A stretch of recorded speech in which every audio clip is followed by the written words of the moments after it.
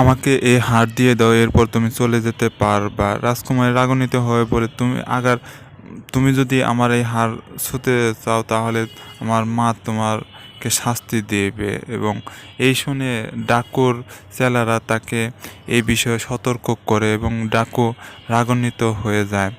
শেষমেশ সে তার রাজকুমারীর হারটা নেওয়ার জন্য লাঠি দিয়ে লাঠি দিয়ে স্পর্শ করতে যায় এবং সাথে সাথে তাকে এক ঝটকা দেয়। এই দেখে তার চেলারা হতবাক হয়ে যায়।